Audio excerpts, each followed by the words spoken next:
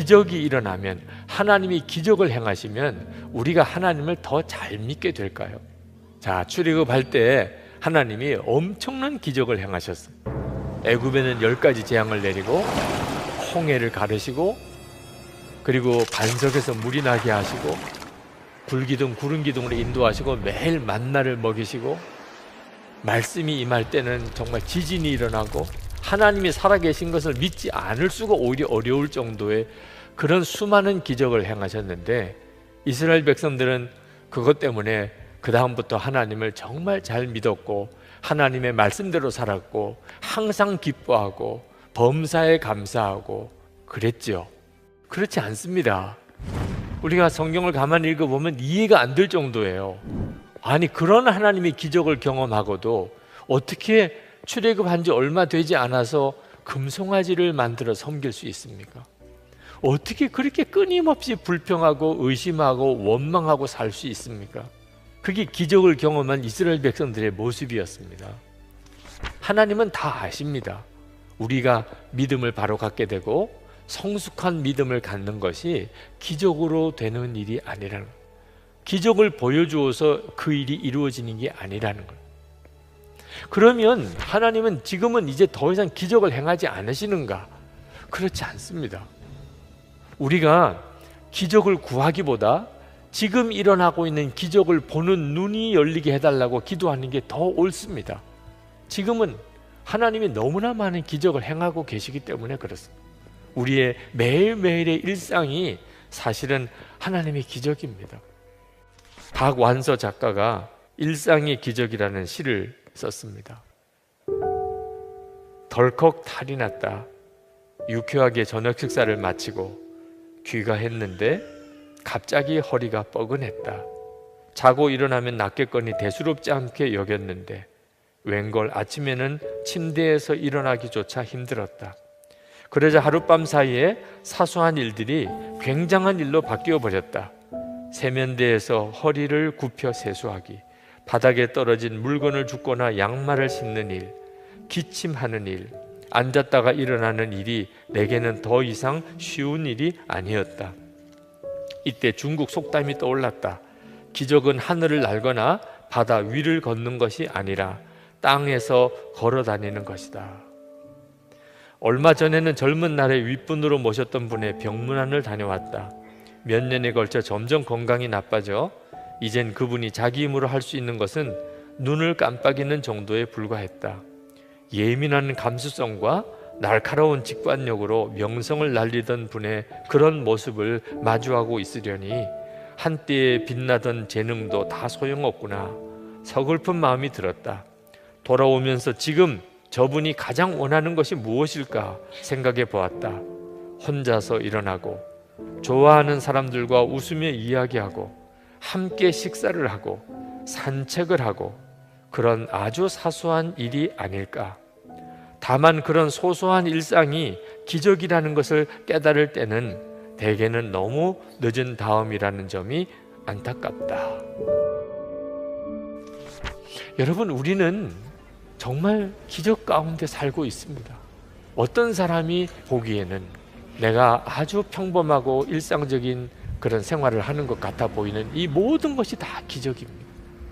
태양을 하나님이 만드시고 가장 적절한 곳에 지구를 위치해 놓으시고 그리고 지구가 스스로 자전하게 만드시고, 여러분, 이 모든 일들이 정말 기적 아닙니까? 바다가 갈라지고 요단강이 갈라지고 산과 들이 지진이 일어나고 요동하는 것도 우리가 보기에는 기적 같지만 지금 우리가 이 지구 한가운데 살고 있다는 것 자체가 정말 믿어지지 않는 기적 중에 우리가 살고 있는 거예요. 눈이 뜨이지 않아서 보지 못하는 것뿐입니다. 잃어버리고 난 다음에, 사라지고 난 다음에서야 그때가 정말 하나님의 기적과 같은 은혜 속에 살았구나, 그제서야 깨닫는 게 안타까운 거죠.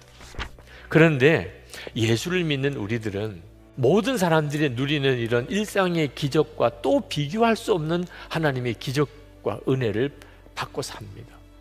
이스라엘 백성들이 출애굽할 때 그들이 경험했던 기적은 홍해가 갈라지고 요단강이 갈라지고 산과 들이 요동하는 것이 아니었어요. 진짜 기적은 2절 말씀에 나옵니다. 유다는 주님의 성소가 되고 이스라엘은 그의 영토가 되었다. 하나님의 성소가 되었다는 말은 하나님이 그들 가운데 임재하시고, 그들이 하나님의 영토가 되었다는 말은 하나님이 통치하시는 나라가 되었다는 거죠. 이것이 이스라엘 백성들이 누리는 가장 놀라운 기적입니다. 우리는 성령이 임하시는 하나님의 성전입니다. 예수 믿고 하나님의 성령이 우리 가운데 오셔서 우리가 하나님의 성전이 되었고, 예수님은 우리의 왕이십니다. 우리 자신이 하나님의 영토가 된 거죠. 하나님이 왕이신 곳이 하나님의 영토니까. 이것이 예수 믿을 때 우리에게 임한 놀라운 기적입니다. 로렌스 수사, 그는 전쟁터에 나갔다가 부상을 당해서 장애인이 됐습니다. 수도원에 들어가서 수사가 되었는데 평생 주방에서 밥하고 설거지하는 일만 하다가 죽은 사람입니다. 그가 얼마나 불쌍한 사람처럼 보입니까? 그러나 이 로렌스 수사는 늘 주님이 함께 계시는 것을 눈을 떴습니다. 그러고 난 다음에 그는 주방에서 설거지하고 밥하고 청소하는 것이 너무나 행복했습니다. 왜? 주님과 함께 하는 것이기 때문에. 그는 그 수도원에서 가장 행복한 사람이었어요. 그가 하나님의 임재 연습에서 이렇게 썼습니다. 꼭 큰 일을 해야만 하는 것은 아니다. 작은 일도 하나님을 위해서 할 수 있다. 나는 철판에 전병을 뒤집을 때도 그분을 사랑하는 마음으로 한다. 그 일을 마치고 딱히 다른 소임이 없을 때면 내게 일할 수 있는 은혜를 주신 그분 앞에 엎드려 경배한다. 나중에 일어날 때는 왕보다 더 행복하다. 바닥에 지푸라기 하나를 줍는 일도 하나님을 사랑하는 마음으로 한다. 바닥에 지푸라기 하나 떨어져 있는 것을, 그것을 짚을 때도 나와 함께 하시는 하나님을 사랑하는 마음으로 할 수 있다면 이건 정말 기적이 일어난 사람이죠. 날마다 기적을 경험하고 사는 거죠. 우리가 24시간 주님을 바라볼 수 있는 것도 그런 기적적인 은혜를 받았기 때문입니다. 24시간 주님을 바라보면서 하나님은 제 안에 말할 수 없는 행복의 눈을 열어주셨습니다. 그 이전에는 경험해 보지 못한 것이었습니다. 사람들을 만날 때, 무슨 일을 할 때 왜 그렇게 기쁘고 사랑스럽고 행복하지요? 아무것도 변한 게 없습니다. 주님을 바라보는 눈이 뜨였다는 거 하나밖에 없어요. 그리고 모든 것이 바꿔지기 시작합니다. 우리가 내가 누리고 있는 이 구원의 은혜가 하나님의 기적인 것을, 그걸 내가 날마다 지금도 누리고 있음을 알게 되는 순간에 내 삶 전체는 뒤집어지기 시작합니다. 여러분도 그런 하나님의 놀라운 기적 가운데 살고 싶으시죠? 오늘 하나님 저에게 허락하신 하나님의 기적을 알게 해 주옵소서. 그러면 성령께서 생각나게 하십니다. 이것이 내가 너에게 허락한 기적이야. 이것이 내 삶 속에 일어나고 있는 기적이야.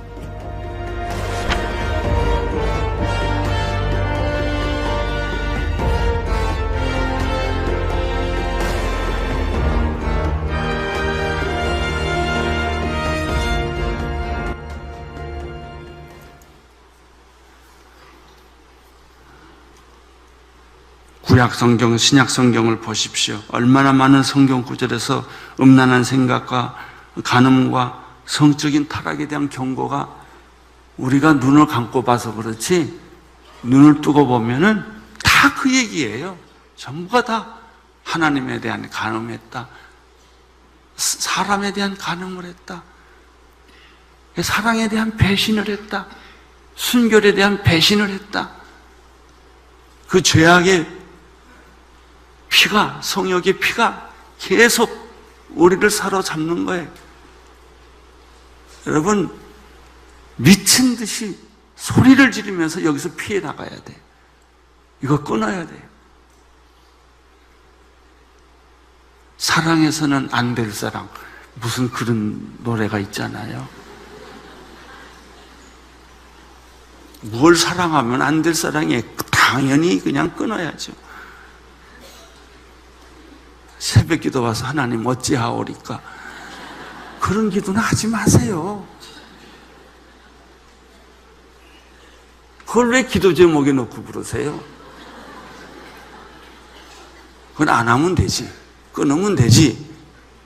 어느 자리에서도요, 사랑해서는 안 될 사람을 품고 있는 사람들 변명하지 말고 당장 끊으세요. 당장. 그거 당신 죽습니다. 죽어요. 영혼 파멸하고 자식들 망신 주고 이혼으로 갑니다. 내 침소를 더럽히지 말라고 그랬어요. 변명하지 마세요. 애인 따로 두고 사는 사람들, 오늘 하나님의 경고를 들으세요. 여러분의 집안은 소돔과 고모라가 되고 맙니다. 잠언 6장 32절에서 33절에까지 말씀을 읽겠습니다. 시작. 이것을 행하는 자는 자기 영혼을 사망하게 한 상함과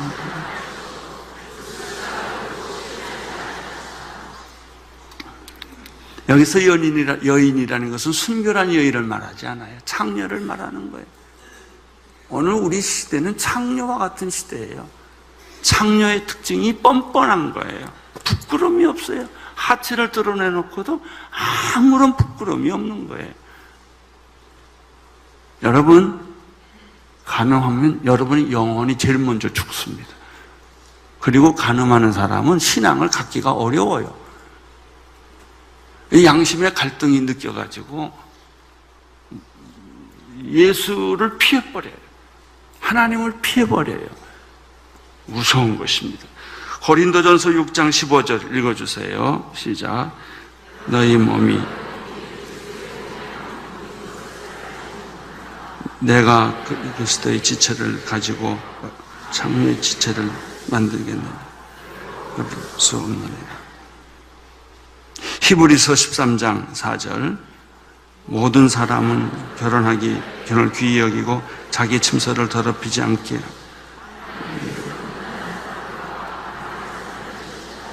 하나님이 뭐예요? 심판하십니다. 여러분이 교회를 아무리 열심히 다니고 성경 공부 많이 해도요, 간음하면 끝나요. 나 새벽기도 많이 하고 헌금 많이 했는데 하나님이 봐주시겠지. 뭘 봐줘요?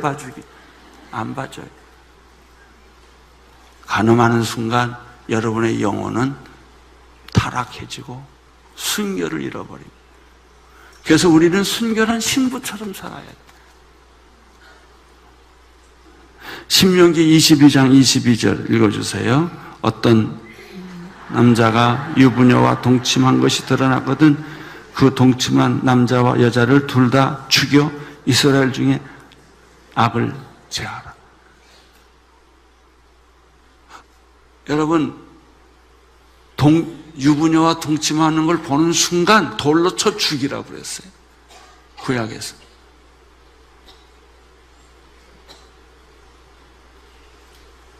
이렇게 무섭게 하나님은 경고하고 있어요. 왜?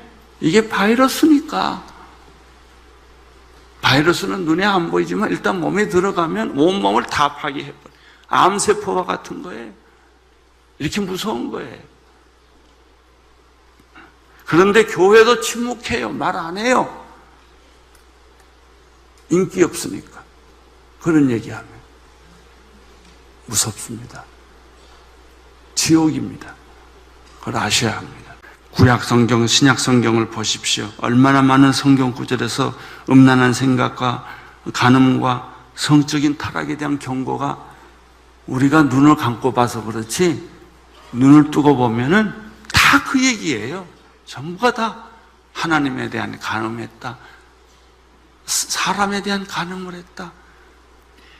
사랑에 대한 배신을 했다. 순결에 대한 배신을 했다. 그 죄악의 피가, 성욕의 피가 계속 우리를 사로잡는 거예요. 여러분, 미친 듯이 소리를 지르면서 여기서 피해 나가야 돼요. 이거 끊어야 돼요. 사랑해서는 안 될 사람.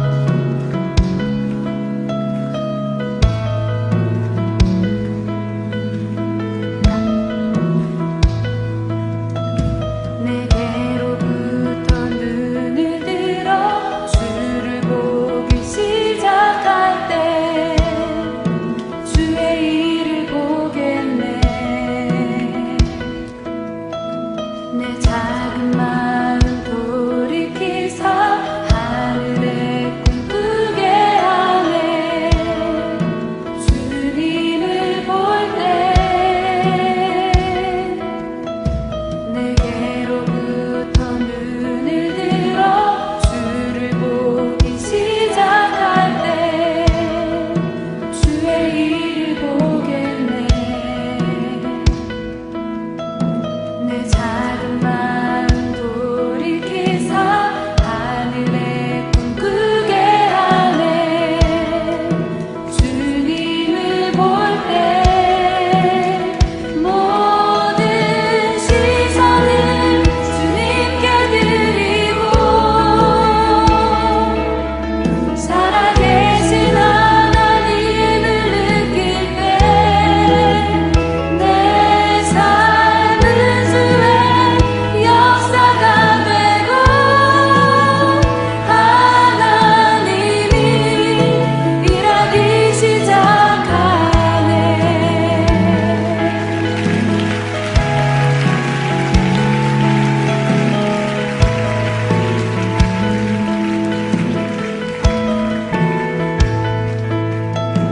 성령이 나를 변화시켜 모든 두려움 사라질 때